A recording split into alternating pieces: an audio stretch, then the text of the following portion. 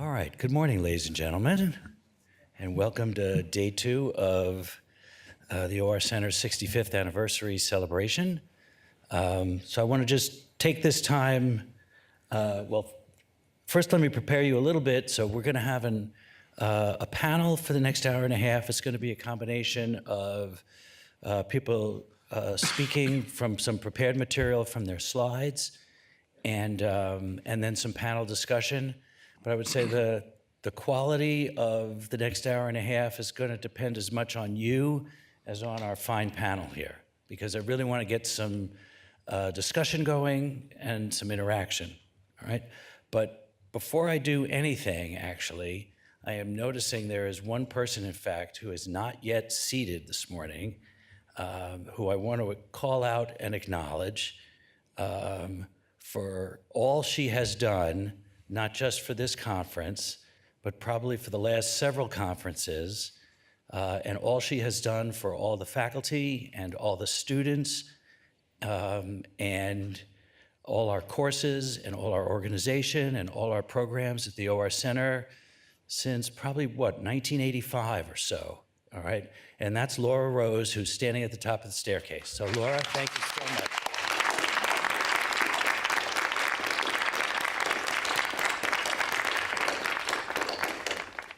So we might be here even if Laura wasn't here, but probably we wouldn't know what time what time we should be here, what was happening today, et cetera, et cetera, et cetera.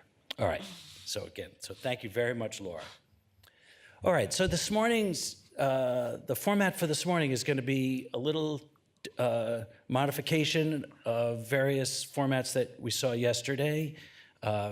And this morning's panel is called OR and Analytics Education, as the, I need the clicker here. As the title slide has suggested. And I would say again, the focus is on interaction and discussion, all right? And we've got 4 very fine, distinguished panelists. So Vishal Gupta, who is, I gotta get this right, graduated from the ORC in 2014, and Allison O'Hare, who graduated from the ORC in 2013, John Silberholtz, who graduated from the ORC in 2015, and Suleiman Kesari, who is also Vice Provost, if I got that title correct, not quite? Yeah, no, correct. Okay, at Columbia University, who graduated from the ORC in 2002. And as everybody has known for the last 5 or 10 years, analytics seems to be both in terms of, I would say, PR, concept, and content has really sort of overtaken and is really representing now, I would say, the present and the future of our field. In education and in probably philosophy as well, all right? So I would say that the distinct focus here is gonna be on sort of today and tomorrow, or today and the future, something like that.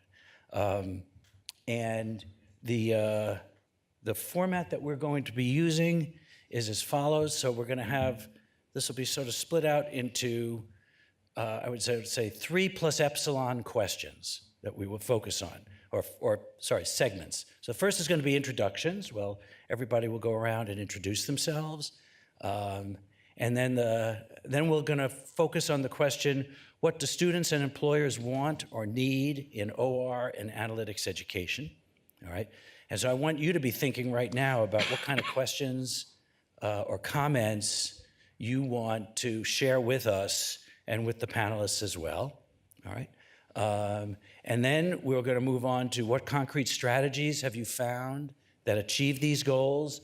And our panelists will speak about this, and I hope maybe you have some strategies you have found that have either worked or perhaps not worked, which is also important to understand as well.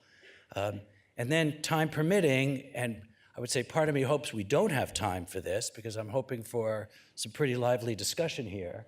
What thoughts or experiences do you have in OR analytics, co-teaching or otherwise engaging in cross-disciplinary contexts? So that's our sort of agenda, and then we're going to sort of start each one with each of our panelists, and I'll be passing the clicker around. But again, I am I am counting on you all to help make this a successful, productive, and a good learning experience as we talk about, I would say, the present and future of education in our field. So I'm gonna start off with Vishal, who's gonna start off introductions. Thank you, Rob, for the invitation to sit on the panel, and thank you to everyone for showing up bright and early after last night's festivities. I think I know most of you, but for those that I don't, I did my PhD here at the ORC under Dimitri back in 2014. Before that, I spent a handful of years working in quant finance, where I actually met my first ORC alumni, now current alumni, but then students. And then since then, I've been at USC Marshall.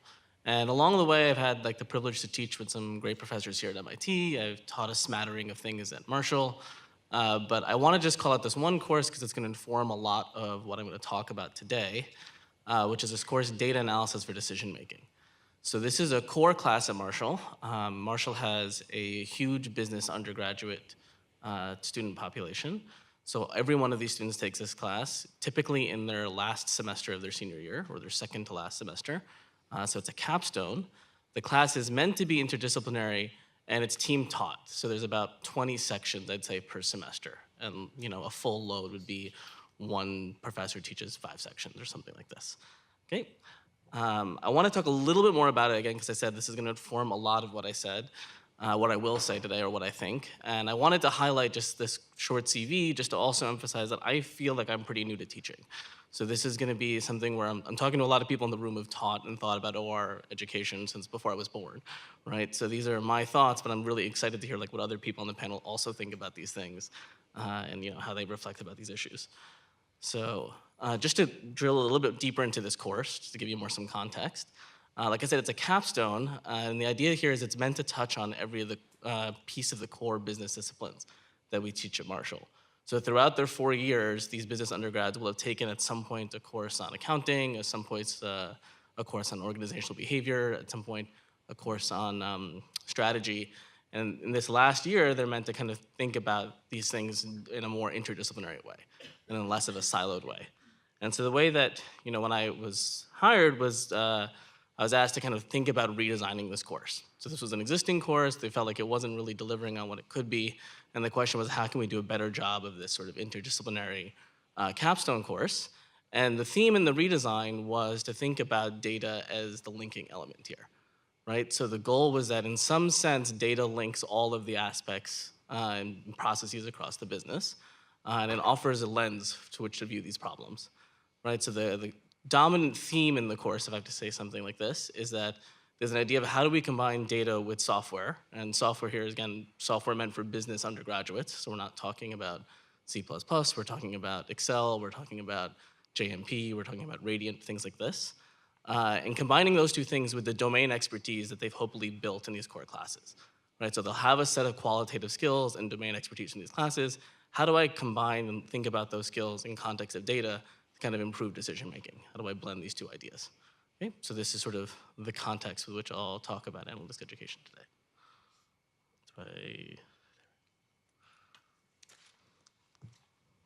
Great. So as Rob mentioned, I graduated from the ORC in 2013. I also worked with Dimitri Bertsimas, and my thesis was around the space of a personalized system for diabetes management. Which was great, and I learned a lot through my thesis and through the classes at the ORC.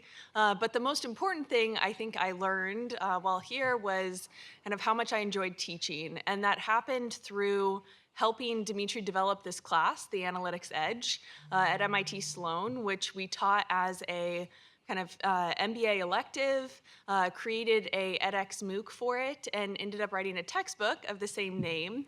And I enjoyed that so much, I went on to be a lecturer at Sloan for a couple years, and then switched over to the Stanford GSB in 2015.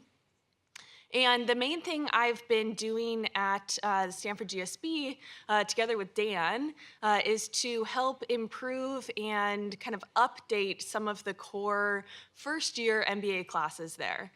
So one of them is called Optimization and Simulation Modeling. and I'll talk about this more in the next section, but we now teach Python to the more advanced first-year MBA students. And another class called Data and Decisions, where we've completely flipped the classroom and developed a lot of online materials for students. And when they come into class, we don't lecture to them at all, and it's a very hands-on experience. But while I'm not teaching, I'm also kind of working in industry. And I mention that because I think it helps me bring a lot to the classroom in terms of what I do in practice and the experience that I have. So my industry experience, straight out of the ORC, I co-founded a startup with Dimitri called Dynamic Ideas Health, where we worked on kind of commercializing some of the research that I had done through my thesis and some of the other projects that we had had.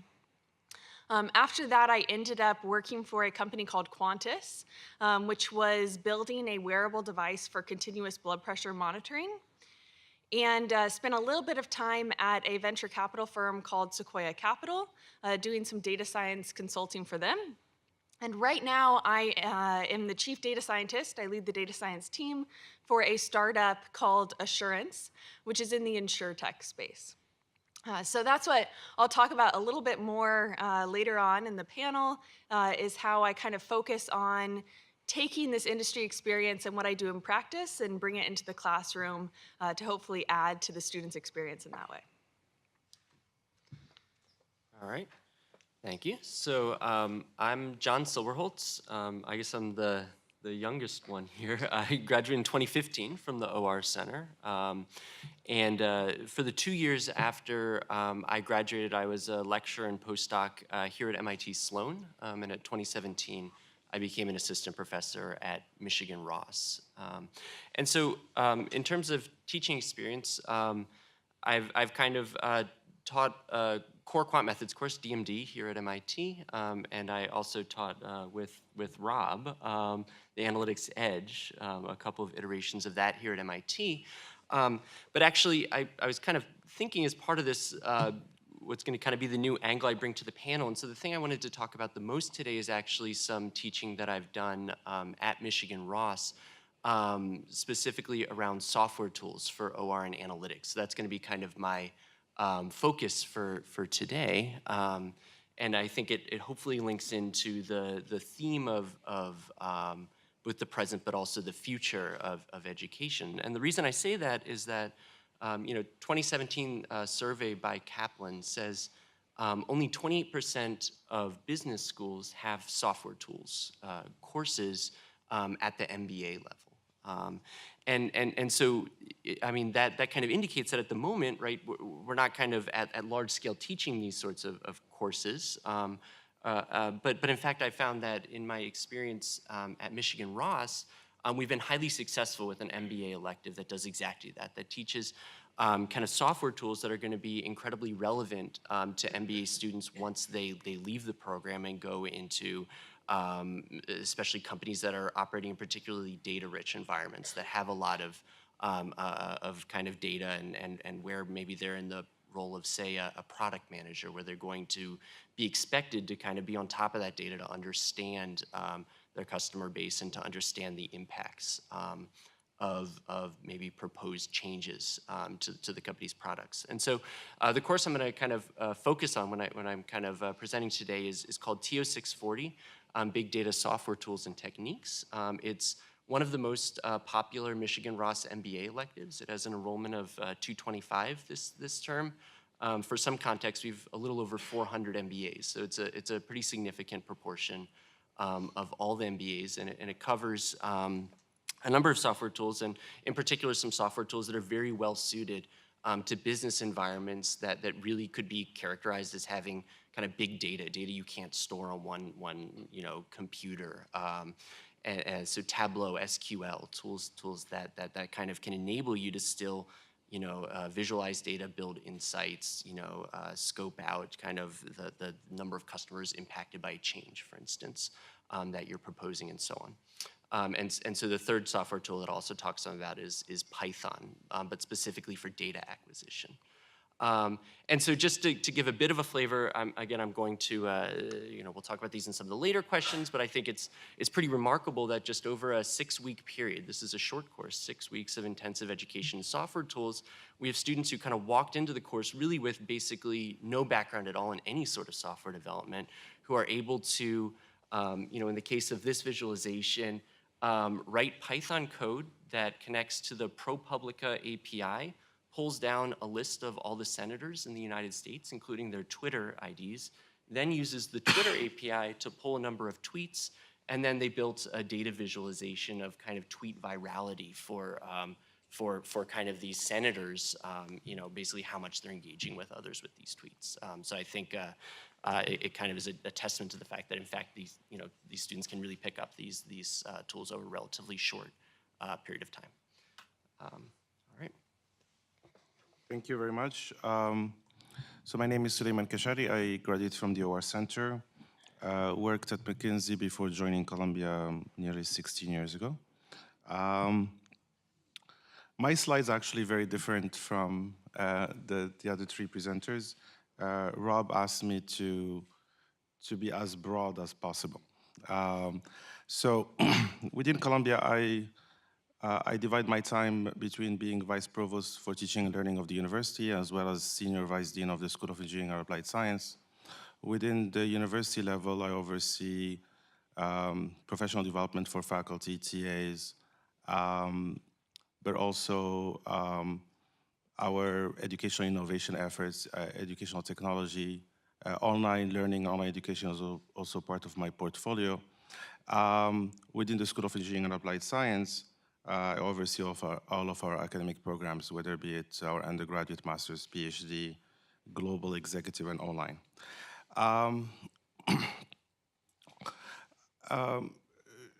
The analytics and data science landscape at Columbia is, I would say, a little bit better organized than many of our peer universities. And that is because we spent a lot of effort to make sure that we bring people at the table together to work together and actually to avoid duplication of efforts and waste of resources. Analytics and data science bring most of the departments of the School of Engineering, the Division of Arts and Sciences led by statistics, our business school, particularly our colleagues who do OR at the business school part of the DRO division, and I'm sorry for the small font in the slides, the medical center with biostatistics, and other schools at the university. So we took a lot of effort to start a data science institute that really started within engineering in collaboration with statistics and became a university-wide institute that has enabled us to attract a lot of faculty to join that institute. As part of that institute, we have a Center for Financial and Business Analytics. Similarly, we were able, with the business school, engineering and the business school, to start a business analytics initiative within engineering, but also across the university. We have an artificial intelligence initiative. We have a fintech initiative, mainly between engineering and the business school. And we just started with IBM, a Center for Blockchain and Data Transparency. Most of the battles, I would say, and building consensus within Columbia was on educational programs and making sure that everybody is, again, collaborating and not starting their own programs. So within the college, so liberal arts, we started a major in data science, which used to be formerly a CS stats major. Within engineering, we have a major in OR analytics. We are working on a minor on data science. And then something we did a few years ago, we used to have a 4-part calculus sequence. We replaced Calc 3 and Calc 4 by a joint calculus course for engineers and applied scientists, and added, as a replacement of that 4th Calc course, a foundation of data science course that we think now has to be part of the education of all undergraduate students in engineering. At the master's level, the conversations were a lot harder. We started a master's in data science in 2015, and we brought together computer science, IUR, and statistics to offer that program that is actually managed by the Data Science Institute. We started a year earlier a certificate in data science, and then we launched finally in 2018 a master's in business analytics between IUR and the business school. We also have a number of analytics concentrations, both in engineering as well as in the business school. At the PhD level, we are working on a PhD track in data science that is offered jointly between CS, IUR, and statistics. And we're also working on an interdisciplinary PhD program that is led by these 3 departments. I also want to point out that we have a number of online efforts, most of it in the MOOC space, I would say. So we started a MicroMasters in Business Analytics 2 years ago, a MicroMasters in Artificial Intelligence 3 years ago. Both of them are on edX. And we also started the Data Science for Executives Professional Certificates on edX. We also started working on spokes, high-end executive education, on applied machine learning. So just wanted also to give you a little bit of a landscape of our courses and course enrollments, but this time only for IUR MS students. So the IUR department has 5 master's programs: OR, IE, Financial Engineering, Management Science and Engineering, and Business Analytics. The last 2, Management Science and Engineering and Business Analytics, are joint collaborations with the business school. So it may be hard to see this, but our MS students are taking 100 courses, analytics-related courses, and I was able to actually count about 121 of those across the university. 44 within IUR, 25 within the business school, 23 within computer science, and then other departments. And that accounts for about 3,100 enrollments in the past 3 semesters. Almost 80% of those courses at the master's level and 20% at the PhD level.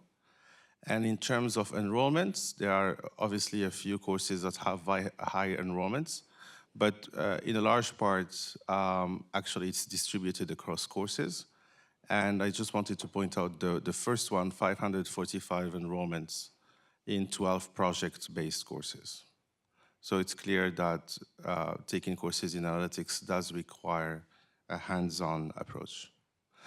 And before finishing, I just wanted to briefly talk about our online efforts. So our MacroMasters in Business Analytics has had over 130,000 enrollments from 191 countries. The countries that are pointed here are the ones where Columbia has global centers. We have 9 global centers. So we also count the number of learners from those global centers. So that's for the MicroMasters in Business Analytics. AI, much higher numbers, 440,000 enrollments, started a little bit earlier with 194 countries. And Data Science for Executive, again, around 400,000 enrollments and 202 countries. Although it seems there are only 195 countries in the world, so it seems that we are not missing a single island in our efforts. So this is just to be able to have a broader conversation about impact of what we do, not only when it comes to teaching analytics to a business school or to an engineering audience, but also thinking about it across the humanities, social sciences, health, but also wider audiences around the world. Thank you very much. All right, so that's the introductions. I'm not sure, perhaps now's the time for Q&A. But before we get to our next topic is, right, what do students and employers want or need? Actually, let me just stand up for a second, if I can do this. Good. Yeah. What do students and employers want or need in an OR and analytics education? Right. But before we see the slides and you think of some questions or comments you might have, I just have questions for you all right now. So how many of you are currently teaching some kind of analytics course? Okay, just, all right, take a look at that, all right. How many of you in the future are gonna hope to be teaching or anticipate teaching some kind of analytics course? All right, I want our students to raise their hands. There you go, and our recent hires as well, good. Very good, all right. And how many of you are taking an analytics course right now? Okay, all right, so just think about your experiences and your anticipations about analytics. And I know I'm making this sound like, and I don't mean it to be this way, that, hey, guess what? There's analytics out there, right? Because that's been around for, I don't know, a good 10 years or so now. And, but I would say in the education space, people in education, myself included, perhaps are not as quick to react as we would like to. So maybe use this opportunity to help you react quicker or anticipate what you're going to be needing or doing in the next several years as we move on to this question. And so we're going to start again. We're just going to go right down the row here among our panelists. So we'll go to Vishal. Okay, so just to remind everyone, right, so the context in which I'm thinking about this question is I'm teaching at Marshall. These are business undergrads, right? So you thought about this question Rob just asked you about the classes that you teach and your own taking of analytics courses as students. But these are not PhD students. These are not MBAs. They're not even liberal arts undergrads, right? So these are sort of specialized undergrads that are business undergrads and have a very specialized education and focus. And so then I'm going to offer a sort of potentially contentious idea, right? When I inherited this course, I was thinking about these undergrads and getting to know the student population. I sort of came to the conclusion that my students are not, and most likely never will be, data scientists. Okay, so this is, I think, important to say and acknowledge, right? And the students that are sort of capable of doing this, that may have the background or will or things like this, are sort of in the wrong program. So I shouldn't be optimizing the class and designing the curriculum around them, okay? So now, there is a distinction within the business school community between data scientists and data savvy managers, right? So the people that oversee data scientists in some sense. And so you can ask, well, are my students gonna be data savvy managers, right? And I would argue that, like, that's not even really quite true, right? So some of them might be, but remember, this is a core class.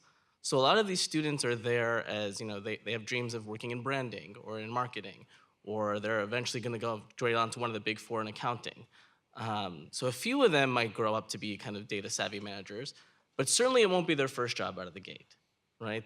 They're undergrads, their first job is not gonna be in management, right? So these two sorts of things come together and you're sort of thinking about, well, if this is the case, that they're not gonna be managers, they're not gonna be data scientists, they are undergrads, so they're sort of somewhere like on the grunt work side of the chain, what is it that I should teach them, right? And we spent a lot of time kind of talking about this as a faculty, and I spent some time talking to recruiters to think about what is the value proposition for a business undergraduate in analytics. And I'm gonna offer a couple of things. So the first is then, again, this part of this contentious idea is that, you know, if you think this, you should hopefully realize that the kinds of things that you teach business undergrads are different. But you should also understand that the methods by which you teach them should be probably very different than in other contexts. And you know, after this long discussions, the kind of learning outcome that we came to, and I kind of thought about as my goal for my students, is sort of exemplified in this value chain, right? So let's just go through it. I think it's something that we've all thought about at some point, but I want to be very specific about it for the conversation. So if I think about what is an ideal thing that a business undergrad could do in their first job, right? It would be on the first step being able to identify analytics opportunities. So this is something that's actually non-trivial in my mind. This requires like a certain creative aspect and element to realize that the business problem that we're talking about actually is a special case of classification. And I could maybe use a classification algorithm to help me or something like this. The second step in this chain is what I'm gonna call prototype analysis. So I think that we have to be realistic that undergrads are gonna be analysts. They're gonna be doing work and working with real data. So they need some hands-on skill to kind of implement an idea and sort of test out an analytics opportunity. And the reason I emphasize prototype here is I think this is very different in some ways than the ways that we teach hands-on skills to PhD students or masters in business analytics. in the sense that I don't expect this to be full scale. I don't expect it to be perfect. I expect it to be just good enough to kind of see whether this idea has any legs, right? And this might mean that I only pull the last month of data and do this in an Excel spreadsheet rather than doing like the last 10 years on a really big regression in R. The next step in the value chain, in my mind, is advocating for change. So I think one of the things that we would like to empower our business undergrads to do is that after having done this prototype analysis and seeing what kinds of things are there, whether this idea has legs, can they go to their manager, can they go to their peers, can they go to the right stakeholders and advocate that this is an idea that should be pursued? And this requires a certain set of skills that is different, again, than I think than we typically teach, in the statistics class. So I'm not talking about here the ability to go to someone and say, oh, the R squared on this regression is extremely high. This is a sort of meaningless statement in the advocating for change space, right? You need to be able to kind of relate things about the model to actual aspects of the business. The next step in the value chain, as I'm thinking about this, I put in blue, is build the full-scale model. And I put this in blue because this is the thing that I expect my business undergrads will not do. Okay, so they've done like sort of all of the pieces up to this part, but I feel like this is the thing where you need someone who actually has some chops, the people like in this room that have PhDs, that have masters in analytics, that are able to work with large full-scale systems. But then the last step is also sort of critical to me. And so then we're coming back to this green, things that I expect our undergrads to do, which is to be able to critique analytics work from multiple viewpoints. And this is where we come back to that interdisciplinary idea. So this has a couple of elements to it that we talk about in the class. One of them is that I should be able to look at a piece of analytics and ask, like, how will this affect downstream systems in the business? So when you look at a product recommendation system, it's highly likely that if I implement this recommendation system, I'm gonna change the demand mix in my product, which is gonna change my ops, right? And we understand that now the way I think about inventory management should change. And that's a set of questions that I don't think any reasonable data scientist would be asking. That is the kind of question that you need to ask if you're sort of the business end of this problem, right? The other aspect of this is I want to kind of empower them with the right skills to look at data scientists and not be bamboozled, right? So you have so many instances where you talk to these people and they're like, how are you going to do this? And they're like, blockchain. And they give you like some buzzword here. And I feel like our undergrads need to be empowered to recognize that this is a meaningless buzzword, right? That there's actually no meat behind this analysis. So the idea that I'm going to offer that we kind of stressed in this course is that I want to teach you to be able to kind of execute on this value chain as an undergrad. A couple things that to stress again. So like this, again, this step is not going to be performed by us. I'm thinking about this step being performed by some sort of analytics expert. And the other thing I'm going to point out is I think that these three steps, sort of identifying the opportunity, advocating for change, and then critiquing the outputs of analytics work, were previously really underemphasized in this course. And I can understand why, because I think if we were teaching this course to master's students in engineering, you wouldn't emphasize these elements, you would emphasize the other two, right? So I think there was some holdover in that mentality. But when we start thinking about business undergrads, really I think the value added is in these three steps. And so it begs a question of how should we do this in an effective way? Thanks. Okay, so my opinion on what we should teach kind of first-year MBAs, because that's who I currently teach right now, is I think it really has to depend on their background and on their interests. And first-year MBAs at Stanford, and I think most other places, take a bunch of core classes, and they take those same courses. But what Stanford does, which I actually think is really valuable, and it should be done at more places, is that they split the students for quantitative classes into 3 levels. And so sometimes the students take a placement exam, sometimes they can opt in and kind of select which level they want to be in. But those students are split into base, accelerated, and advanced. And you could be in base accounting, but then advanced finance and accelerated data and decisions. It varies in each class, and you can kind of pick that level. But the huge value in that, in my opinion, is that it allows us to use Python in the advanced class and Excel in the base class. It allows us to do SQL in the advanced class, but just stick with basic R in the base class. And when all of the students are in that same class, that one-size-fits-all thing, you can't do things like teach Python in the core, because all MBA students can't learn Python in the core, in my opinion, and they don't necessarily want to. So I think there's a lot of value in that approach, and I would really advocate for it. But coming back to these levels and being more specific, the ways in which they differ are the software, as I already mentioned, but then also just the number of applications and topics that we're able to cover. The emphasis here is that they're not really different because of theory. Right, so in that advanced class, we're not going any deeper in theory. In data and decisions in the accelerated class, I cover CART models and random forests and XGBoost, not how they work in theory, but they learn how to build those models and how to use them, which is something that's just not covered in the base class because they can't do it. And the advanced class is even a step ahead of us in doing neural networks and that kind of thing. So that's a big difference across the levels. And the students at Stanford, at least, and maybe this is because it's in the Silicon Valley and they're obsessed with technology and working for a startup, but we teach them Python in that advanced class. Every single first-year MBA learns R in the data and decisions class starting a couple years ago. But at least 100 out of 400 of the MBA students there will typically go on to take more CS courses in the CS department. They want to learn Python. They want to learn how to program. And it's not because they're going to go and be a software engineer or go and be a data scientist. They want to learn these things because they feel like they need to. They're going to go off and manage these people. And by learning how to program and how to do this, they think they can do their own startups and have that knowledge. But then they can also identify great talent and bring that into the businesses that they then go off and do. But throughout all of this, I try to really emphasize how to work with or manage software engineers and data scientists, because most of them are not going to actually go into those careers. And so I try to emphasize this idea of how do you kind of detect when someone knows what they're doing? What makes a good software engineer? What makes a good data scientist? Can we learn enough in our classroom so that you can go off and identify that talent and manage them correctly?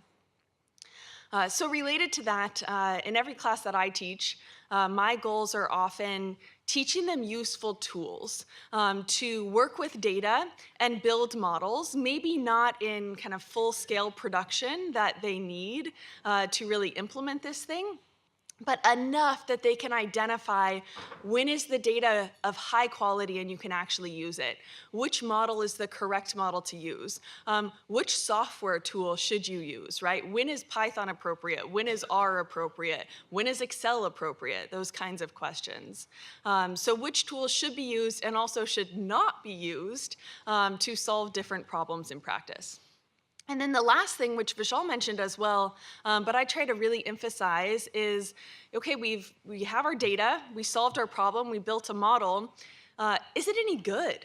Can we critique this thing and decide if it's worth using? What are kind of the flaws and the weaknesses of our approach?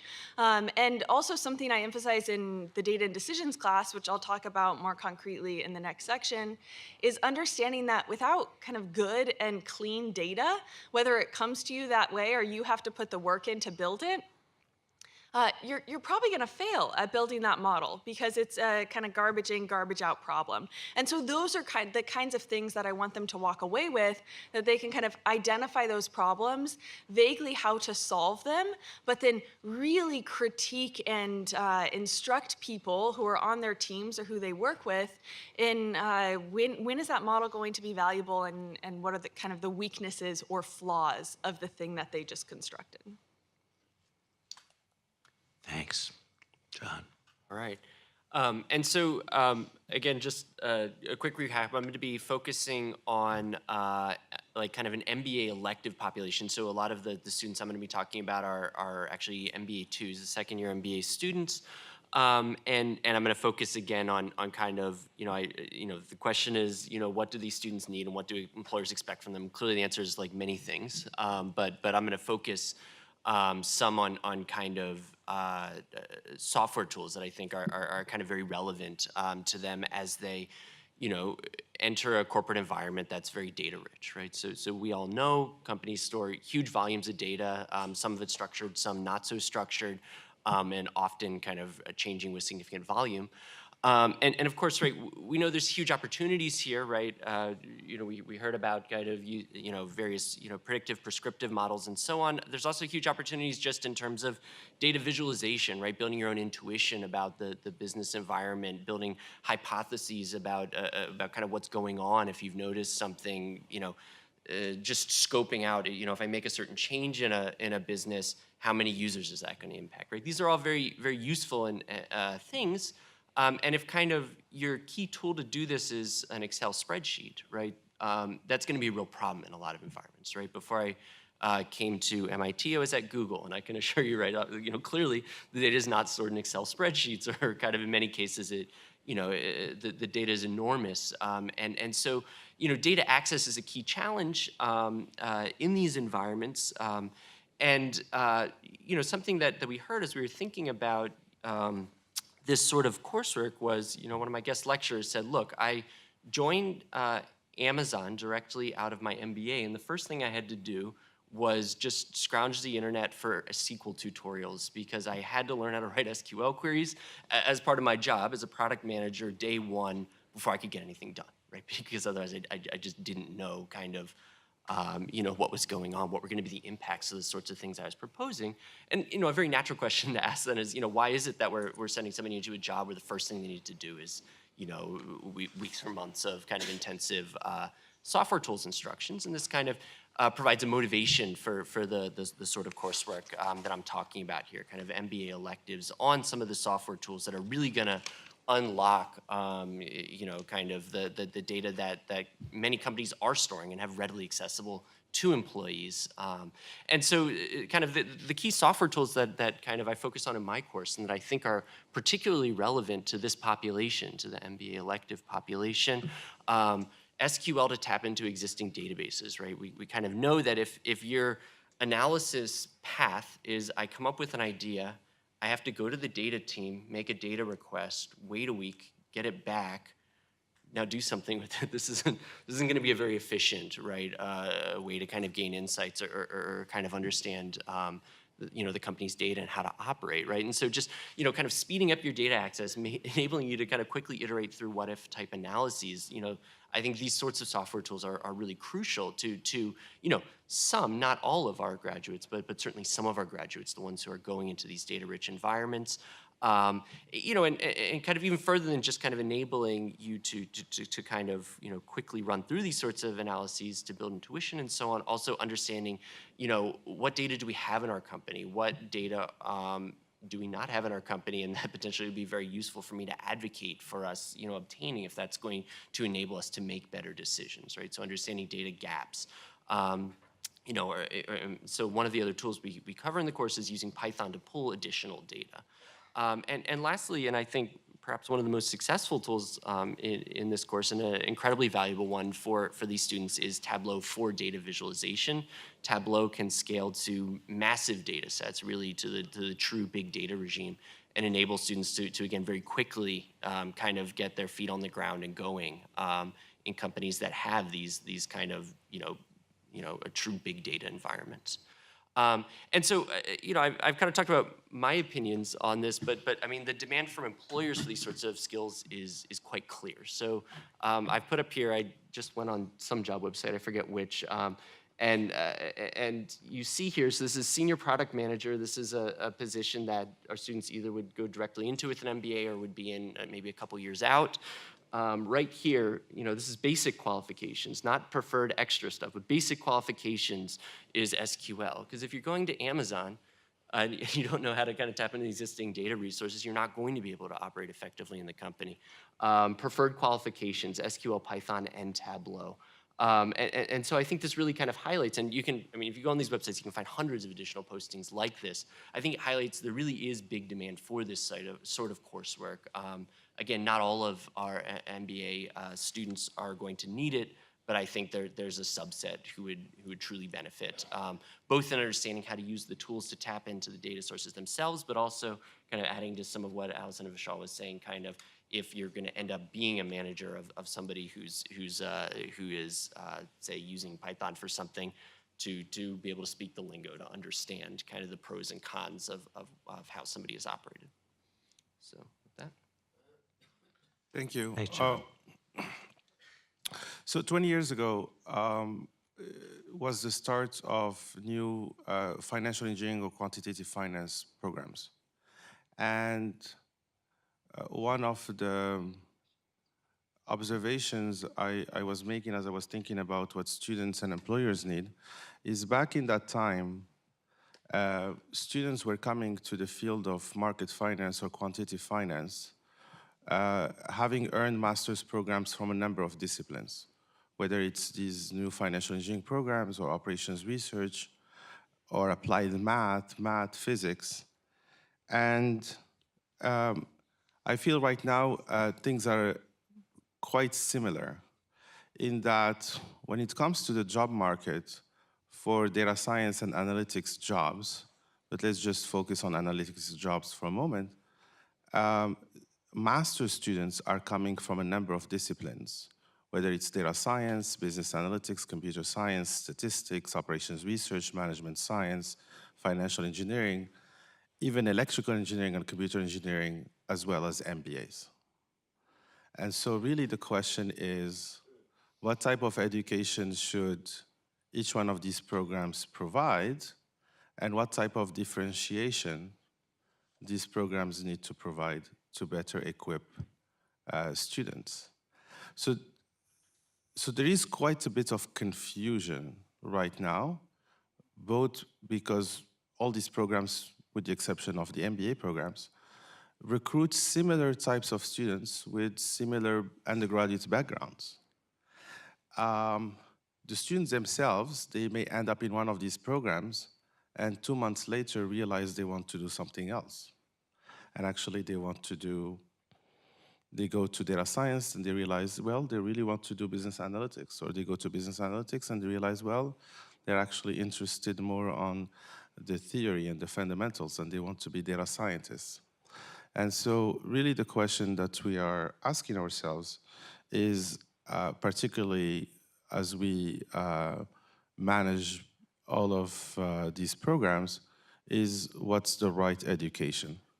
So I would focus on the programs in red, business analytics, OR, and management science, and obviously focus on business analytics in particular. And so what we have decided to do is to obviously provide foundations in analytics, probability statistics, simulation, optimization, tools for analytics, data analytics. The Masters in Business Analytics is the first program in IUR where we don't require stochastic models. And the reason we don't require it is we never had a conversation among our faculty on whether we should require it or not, because the answer would have been that we would require it. So we just had a small group of people meet and make a decision that stochastic models will be an elective that we strongly encourage students to take, but not a requirement. And then, as we do with all of our master's programs, we try to have a large number of concentrations. And for each one of these concentrations, we try to have a very large number of electives, particularly leveraging practitioners on topics that are of relevance within industry. So we came up for now with 4 concentrations within our business analytics program: fintech and analytics, marketing analytics, health analytics, and then for those who really want to learn more about the foundation and methodology, analytics, algorithms, and methodology, so they would get more into a data science field. And each one of these concentrations has maybe 20 plus courses. And we are really very proactive in terms of particularly finding practitioners in industry who can come and teach courses, elective courses in each one of these concentrations, the first 3 concentrations. And it doesn't matter if a course doesn't work well, we don't offer it the next semester. If it works well, we expand on it, and that's something we do naturally. I think another element of business analytics that is different from the other programs is we really have to emphasize the soft skills. And that will join the next part that I will talk about. So project-based courses with companies, more access to MBA courses, and then professional development and entrepreneurship. That's really what makes this business analytics area a little bit different from the other programs. Thanks very much. Okay, so I'm hoping you all have some questions or comments or things that you want to say or ask to our various panelists.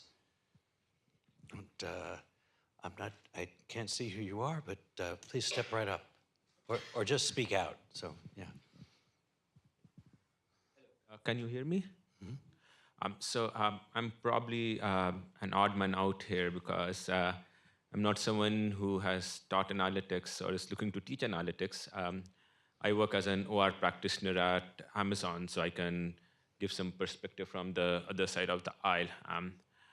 So I think Vishal's presentation is the one that resonated the most with me, that when in universities, when we are targeting to teach analytics to undergraduates or MBAs, these are not the people who are going to become data scientists, right?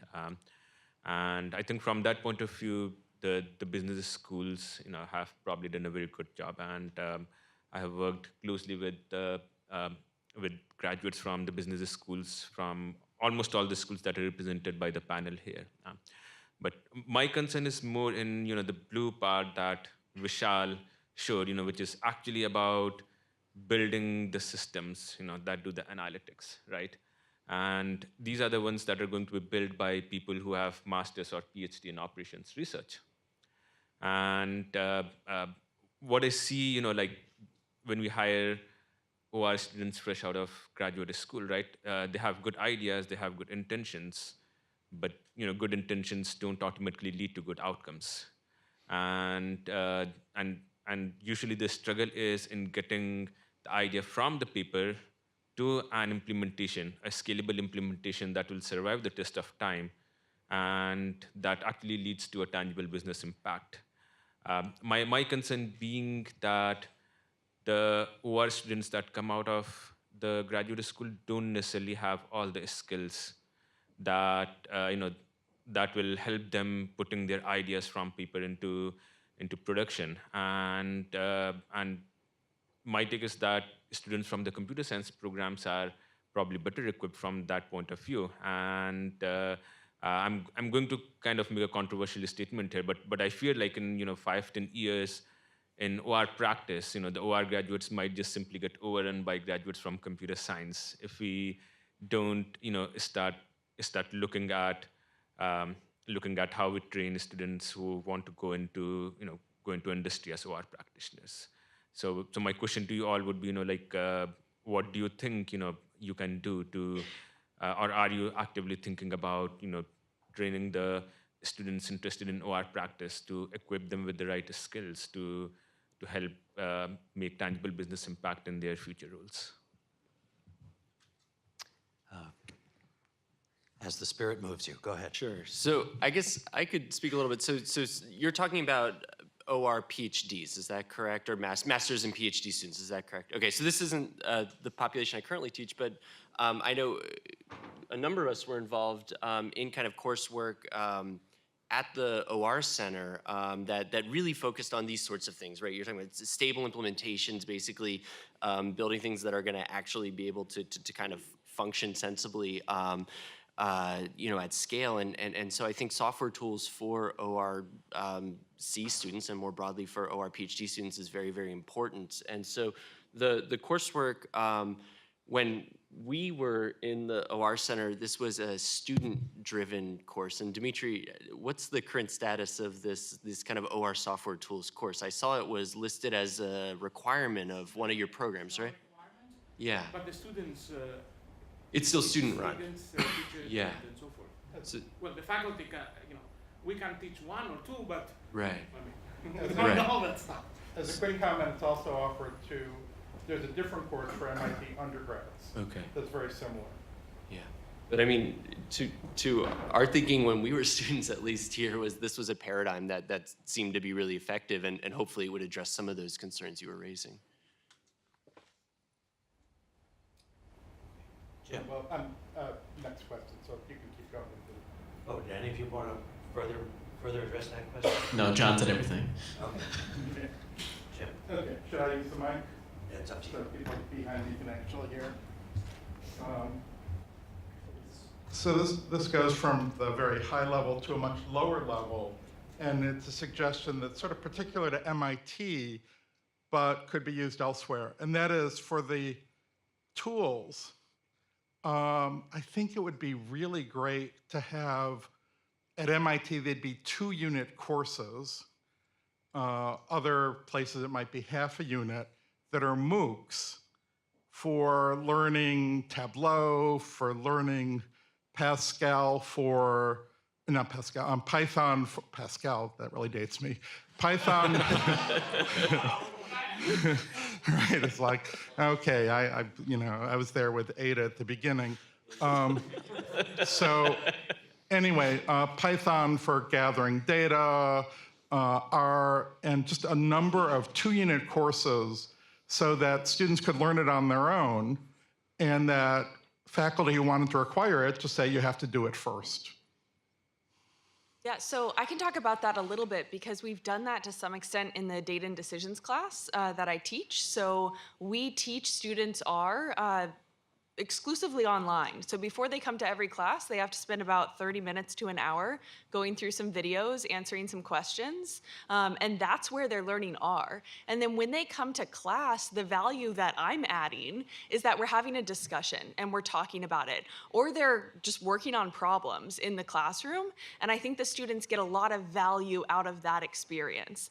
So teaching R and teaching these strategies, that doesn't have to be in the classroom. They learn that through these online videos, and I'll show you some screenshots in a second. But I think we can do that with a bunch of these technologies and do that more, and then actually spend that classroom time doing those softer areas that Vishal mentioned as well, which is, critiquing what is the right problem. Let's talk about the solution. What were your questions, and kind of helping them in that way. But I really think that blending brings a lot.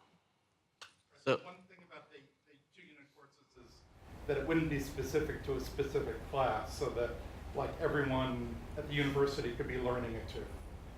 yeah, so one thing I just want to add, I completely agree with Allison. I think that there's something to be thought about here, though, that in the flipped classroom model that we're following that seems to work, and we do a little bit of at USC, there needs to be in-classroom time to review the thing that you learned on the MOOC. There's a ton of students that are just not comfortable learning software from an online tutorial.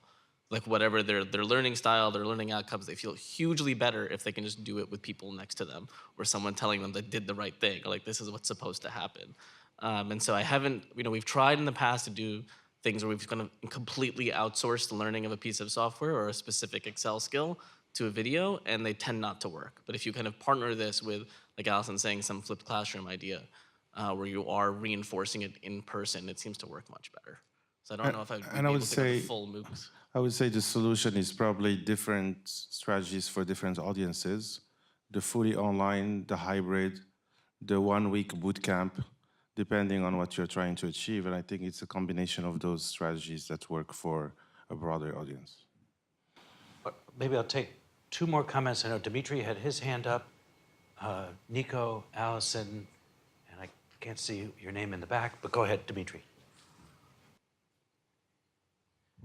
So something I struggle in thinking about the future is the MBA education that most of us are involved is an American phenomenon in the 1950s. The Sloan School started in 1951, I believe.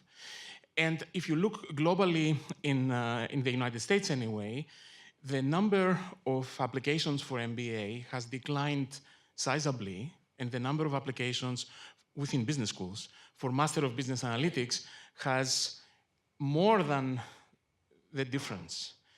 The question I'm thinking, how do you feel about this in terms of, is MBA education in our future in the United States, because it's not very common elsewhere.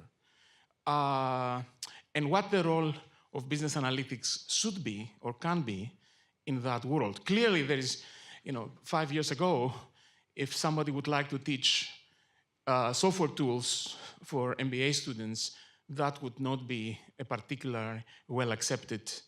And now it's extremely welcome, 225 enrollment, John says, and many others. So I recognize that this is a broad question, but to me, this is very much related with the future of our field. Because if you look at about 80% of the jobs of our students are in business schools. So my own sense is that the movement is going up, and I would not be surprised if in a few years, 5, 10, maybe 15, the MBA education has an N associated with it. But I'm curious on your views from your experiences. Anyone want to take that first? I'm going to punt to Suleiman first. Say again? So, I mean, I think it's a very important question, Dimitris, that the future of graduate business education is an important one. So having looked at that, I was on a couple of years ago on a review committee, 5-year review committee of the business school. From a business model perspective, the MBA programs and the executive MBA programs have a high price point, 2-year programs, so the revenue model is much stronger than let's say the master's programs, the 1-year master's programs. That is not to say that there is not a movement, that there is more interest in specialized and more technical knowledge. And it's not only in the analytics area, it's also in finance or financial economics, in marketing, science, a number of other topics. And so it is quite clear that there is a growing interest in a shorter program that is more technical in nature, that enables practitioners to gain quantitative skills that can help them in their job. And analytics is obviously a prime example of that. That would actually disrupt the financial model of business schools if that trend continues. And, I guess business schools will have to adjust to that. When you look at the number of applicants, there is something to be said about international applications versus domestic. I think we have seen, within the US, a drop in the number of domestic applicants and actually growth in the international population, particularly from Asia, and also that creates a problem of what type of population you have in your MBA programs. And some of the business schools, particularly in the West Coast, have become a lot more internationalized than some of the others in the East Coast. So I think those changes are important, and there is an opportunity, obviously, for faculty in the OR area to leverage that within business schools to make the case for more analytics education. All right. Can I add one thing? So I Please think make it Dimitri's quick. being, as always, very positive and saying that he foresees this addition of the N to the MBA.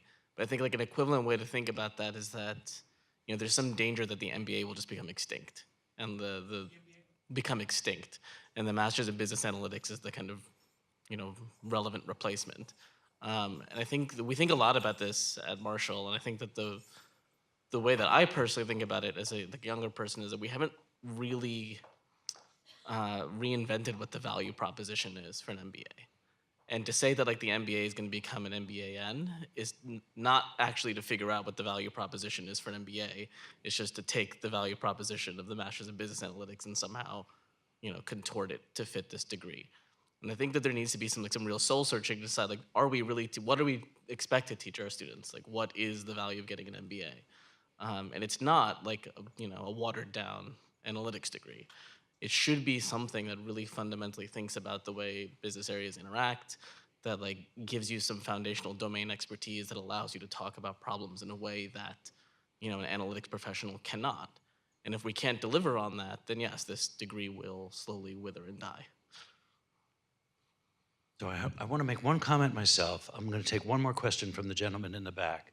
But so my comment on this has to do with perhaps some, I would say, limited data that I have from my own non-uniform travels around the world. But I know, like, for example, in both Chile and Turkey, in those countries, sort of a ticket to propelling one's professional career is a degree in industrial engineering.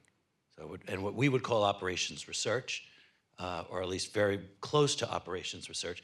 And I can imagine sort of that morphing into, industrial engineering / analytics. Sort of, and maybe that's a model that those countries, to a certain extent, already have sort of embedded in their education and professional development systems. But the gentleman in the back, and I apologize if I don't recognize your face, but please ask your question, then I want to get on to the concrete strategies. But you've been very patient. Thank you. Thank you very much. We've been talking a lot since the beginning of the morning about how we teach analytics and how important is analytics today in the workplace. And to echo Dimitri's question about the MBA education, I was wondering how the other disciplines are adapting to the leveling up of analytics. How change management is being considered today as the analytics are disrupting many sectors and many activities. How analytics are changing the way the negotiations and other disciplines are taught. I wanted to know how you see the kind of adaptation of the other disciplines to the rising importance of analytics. Thank you.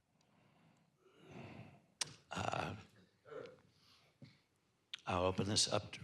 Maybe I'll offer one answer for perhaps myself, which is I know at least at MIT Sloan, I would say, that adaptation is slow. But it is, I think it is starting to happen. I would say just through sort of the laws of survival of the fittest. That I know that there's certain disciplines within the Sloan School that are now trying to embrace more analytics in their courses, et cetera, that are not so traditionally analytics oriented, such as, negotiations and like I think we even have a course here on, I think it's, essentially analytics of employee development, and just, say again? Yeah, human resource analytics. I know, yes, right. And I would say at Sloan, our faculty are sort of, they're trying to climb on the analytics bandwagon not just sort of jump on without thinking about it, but people are morphing their courses, people are morphing their research outside of the traditional analytics domain towards that. Not everywhere, of course. And then some parts of the school are already very, data and techniques focused, like finance in particular. And so but even they are changing to a certain extent. Anyway, I didn't really mean to supplant others. So I guess I'll just jump in and say, like, I really see this as like an incredibly important point. You're talking about change management, it kind of integrated within the analytics coursework, and I see it as like a bit of a blind spot. This was actually on my, it seems increasingly clear we're not going to get to this segment, but cross-disciplinary opportunities segment for analytics education.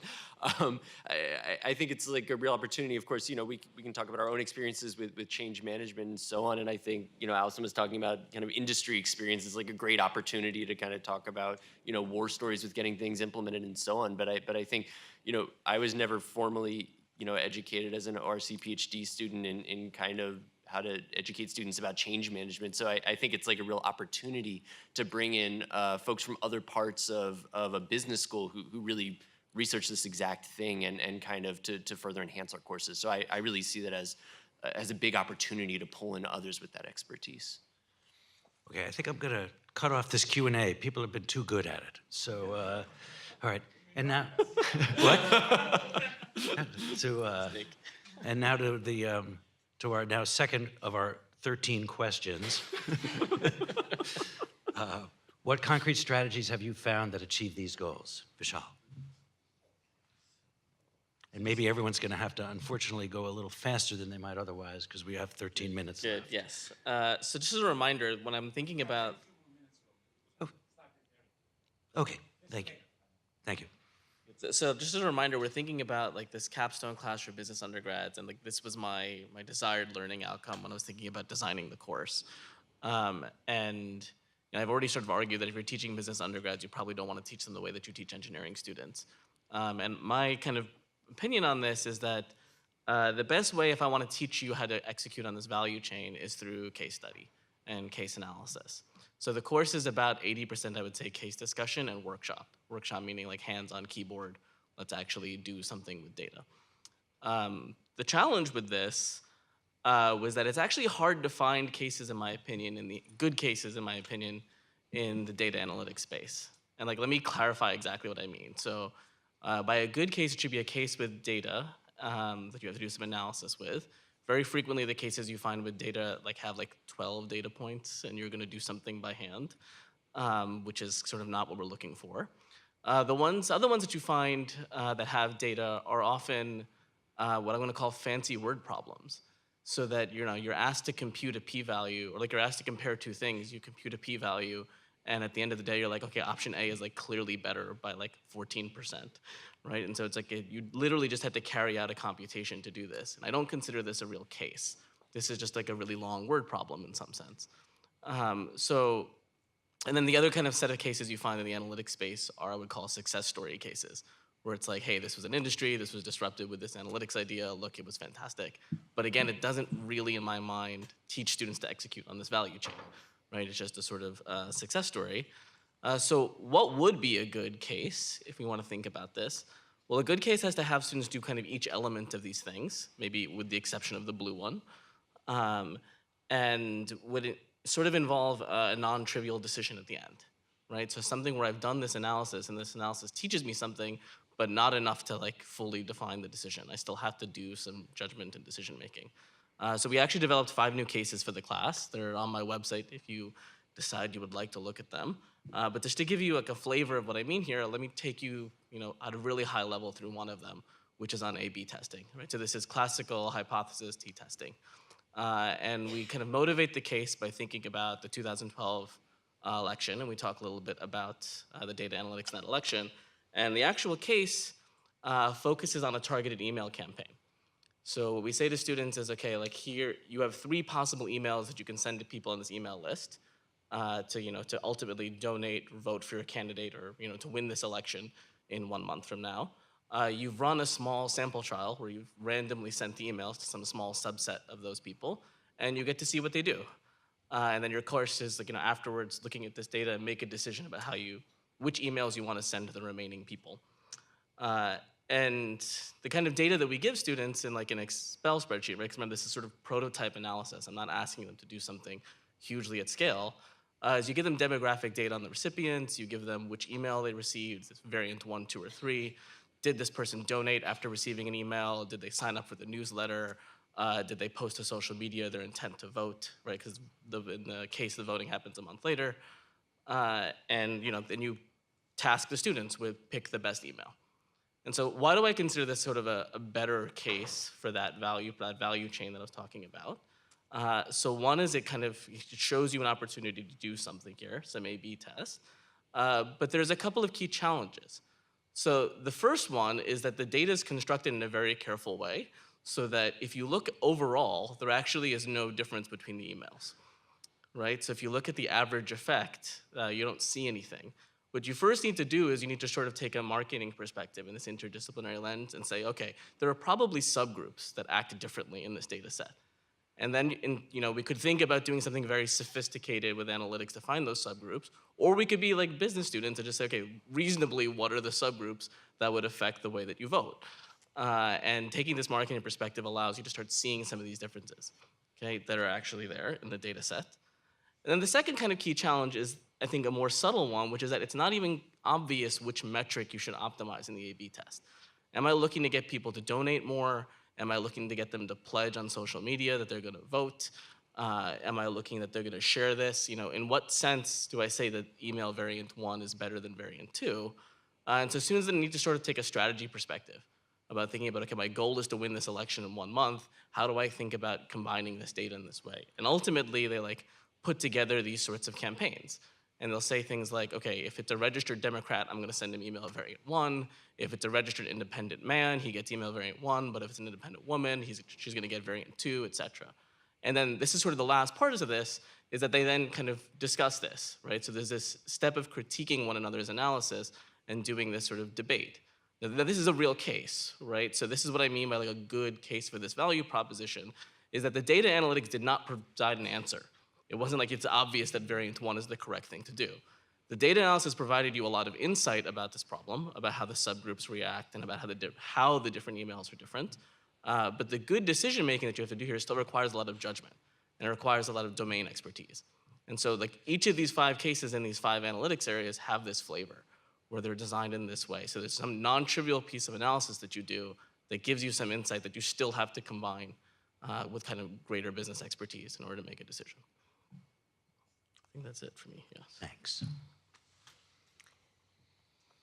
Okay, so I'll be fast for the sake of time. But so in 2016, there was a big push at the Stanford GSB to bring technology into the classroom and to flip some of these classrooms and kind of improve how these classes are taught.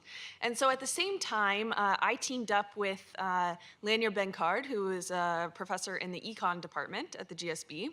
And then the finance class separately decided we were going to flip these classrooms and create some video content for students to watch before class. And the class that we created for D&D was generally seen as a pretty good success, which we were really happy about. The finance class was a bit of a failure. And so we presented to the kind of academic committee at Stanford and kind of talked about, well, why did our class work and the finance class didn't work? And the students' opinion out of this was that they cared much more about data than they care about finance, which everybody thought was pretty funny because they were business students. But our opinion was that there were a couple things that made the class work pretty well. One was that we basically made these what we refer to as single scroll pages. So before each class, the students had this single page of content that they had to go through. And I think putting it all in one page was actually very valuable because the students could see everything they had to do and had this checklist of what they had to accomplish. And these single scroll pages kind of alternated between animated videos that taught them things or videos that taught them R, which you can see in this one. And then some comprehension questions. And the comprehension questions that they had to answer were really easy. So it was hard for them to do badly, assuming that they answered the questions. But the whole point of it was that they knew we were watching them. We watched kind of how many videos they actually watched and how long they spent watching them. We looked at how well they did on those questions. Did they answer them? Did they get the answers correct or not? And we would come into the class and say, okay, well, you all struggled with this particular question. Why did you struggle? And kind of cold call someone to say what they found hard about that and kind of what happened. So I think this format worked very well for us. And then the other thing that worked really well is that we had 2 very different types of classes. The class where they kind of learned about the idea of linear regression, or the online content where they learned about the idea of linear regression, that follow-up class after it was a pure discussion section. And so I would, ask somebody, hey, why does linear regression do this? Or when are you going to use it? When are you not going to use it? And for an hour and a half, we just kind of had that discussion as a group with some concrete examples. And then the classes after they learn how to operate in R, they're basically working on their homework in class, in pairs, so kind of in this structured environment, but they have to show up to class knowing what we taught them online. And I think that was very valuable as well. The other thing I wanted to mention is that we created some simulations. So this particular one was a game, seems related but not too related to what Vishal just talked about, where basically it was a sampling and confidence interval game. So they got to decide for each state, do they run a poll in that state to kind of see what people are going to do to vote? If they run a poll, what sample size are they going to collect? And then they get to decide whether or not they're going to campaign in that state. And of course, all of this costs money. They have a certain budget. And we intentionally made this game very hard. So it's hard to win the first time around. But then we just tell them, hey, play again, play again. And the students would come in. Some of them played the game 15 times until they finally won the game and came in, and they knew that that next class, we weren't going to go over the details of the game. I was going to ask them, like, why did you lose? Why did you win? What happened? Kind of what did you learn? And I think that added a lot of value to the class. Good. And so, keeping in mind the increasingly dire time limits we have, I just want to say, I want to echo something that Allison said. I found that something that's been really helpful is, I guess, what we call lab time for software tools course, where basically the majority of the time spent in a week, 4 hours and 40 minutes each week, is in labs, in groups, where basically we mix students based on their prior skill levels, put them together, and they're working through the course material together in I would say flexible classrooms with screens where they can basically all pull up a table, put your own laptop on the screen and iterate together, look at the code, figure out what's going on, look at the visualization, figure out what's going on as the instructor walks around. And I had more to say, but I'm not going to because I want Suleiman to have a chance. So go for it. Just so everybody knows, maybe we'll take another 5 to 7 minutes for questions when we're done. Sure. I just wanted to mention two things, project-based courses and then professional development. So I started teaching a core course for a program we have in partnership with the business school, the Management Science and Engineering program, 8 years ago. And we quickly realized that for an audience of very technical students, OR students, having a one-semester format for a project course was too short. So we made it a 2-semester course, and now the course starts actually mid-August and finishes mid-May. The students are in groups of 6 or 7. In the course, we have now 30 companies, 36 projects. Each student is in a team that has 3 clients, and they cannot tell their client that they have other clients. And they are to devote 25 to 40 hours a week from mid-August to mid-May on this course, which is the core course of a capstone course of their program. This has proved to be a very interesting experience. We have a lot of repeat business with companies. More than half of the companies have very analytics-related projects. So even though this precedes our business analytics program, and we are trying to do a similar project-based course for analytics that we are starting this spring. And one thing I've been telling students for the past many years is I really hope for them to have ill-posed problems with obnoxious clients in dysfunctional teams.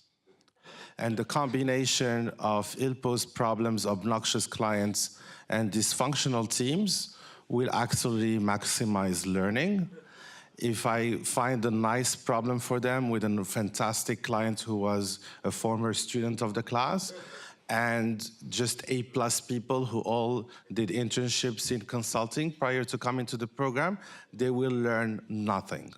And so there is a lot of art and science of how we form teams to have complementary skills. Here again, I'm talking about students with engineering and mathematics background, undergraduate background, not MBAs with professional experience. So we have learned a lot about how to do this exercise. And then finally, again, this is actually going to what Dimitris was saying. we are taking engineers and undergrads in math and science, and we are making them look more like MBAs. so we're teaching them the technical skills. We're certainly getting them to learn about consulting, but we started a professional development leadership program for the entire engineering school at the master's level. Now we launched it for PhD and undergrads. It's a mandatory program for all master's students who come to Columbia Engineering for the past 3 years. And they have to satisfy 10 courses. They start in mid-August again, and it's a 1-year program. And it's really teaching them a very large number of soft skills, as well as some of the hard skills. And that has proven to be transforming in terms of getting our students to be better equipped to actually compete for jobs and compete with MBAs. And we do this in a variety of formats, whether it's small, large, or online, or hybrid. And we actually have systematized this and brought it to scale. Thank you. All right, Q&A. I think I'm going to start with Tom McNanty. Yeah.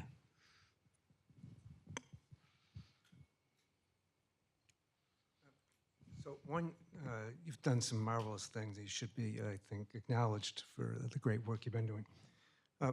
When I first came to MIT, long, long ago, in the master's program, in the operations research course, we taught pivoting. Actually went to the board and had pivots and literally taught pivoting. And in the information technology course, I think they taught either a machine language or assembly language. Now, MIT is not the traditional university, but I'm really struck by the fact that now you're introduced Python, SQR, all these type of things in the curriculum. And wonder if, and we'd look back at those times at MIT with some amusement, but that we thought those were the right things to teach at the time. But whether we'll look back on this period and say, you've now introduced Python, in 10 years from now or 20 years from now, that was a silly thing to do, right? I mean, as I said, you're doing very interesting things. So that's, and I don't think you can really reflect too much on that, but I think it's interesting to think about. The other thing I wanted to mention is almost all universities are doing things in data science. When we heard a little about Columbia, MIT has this College of Computing. Is computing in general, which now essentially almost everybody at university are doing, is that similar to data science, similar to what you're doing, and does it sort of take away from what you're doing or add to what you're doing as you think about what's going on in the rest of the universities, not just in your business schools? I don't know if you've got time or could think a little bit about that, but I think it's an interesting question for us as a community.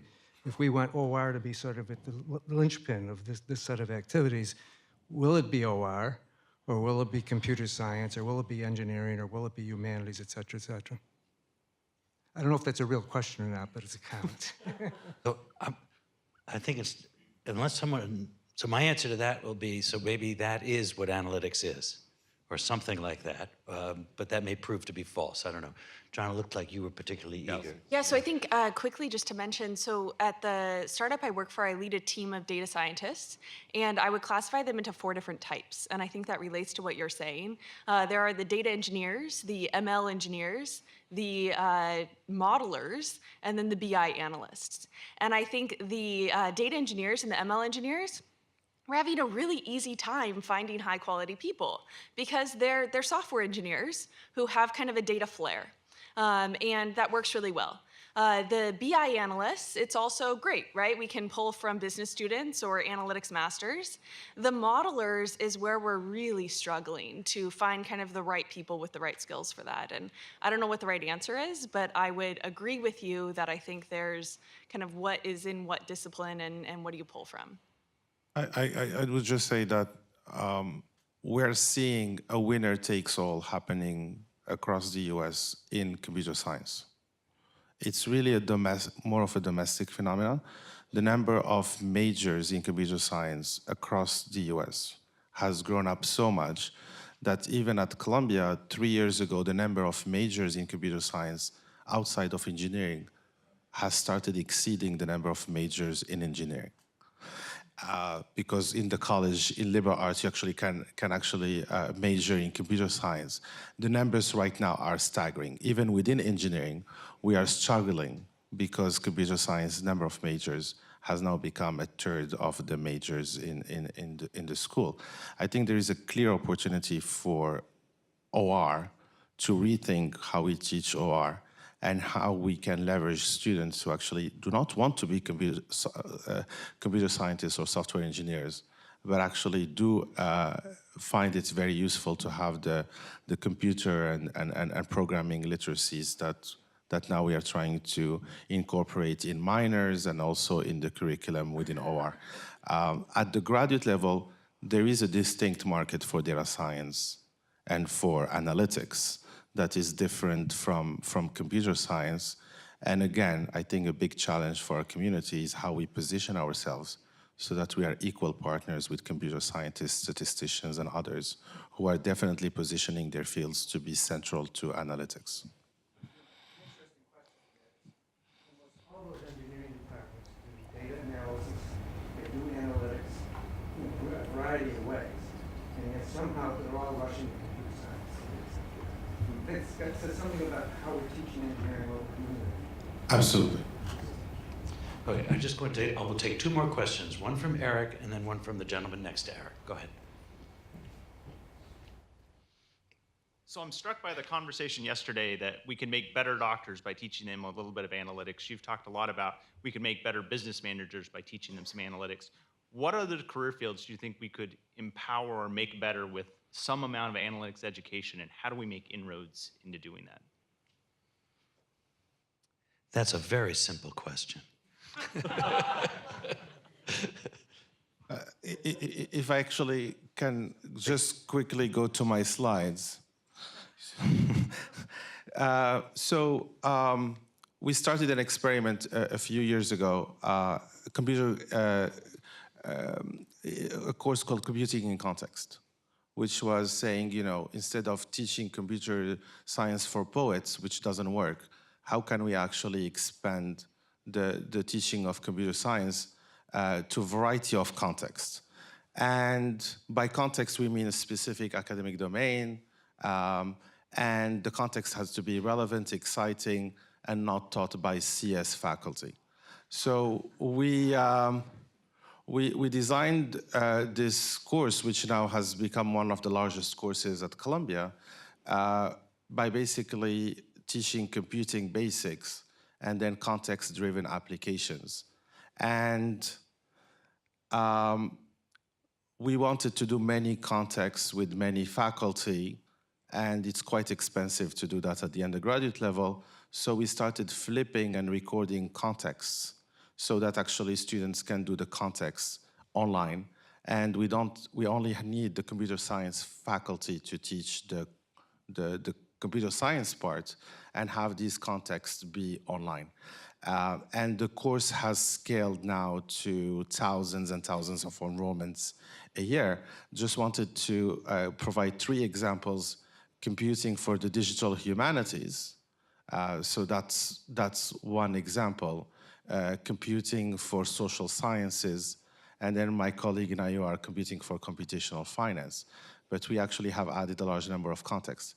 Now, what we are doing is replicating this, and this is really the answer to the question, replicating this and creating a data science in context course across disciplines at Columbia to really educate folks not only on the analytics side, but how they really can apply it within the context of their discipline.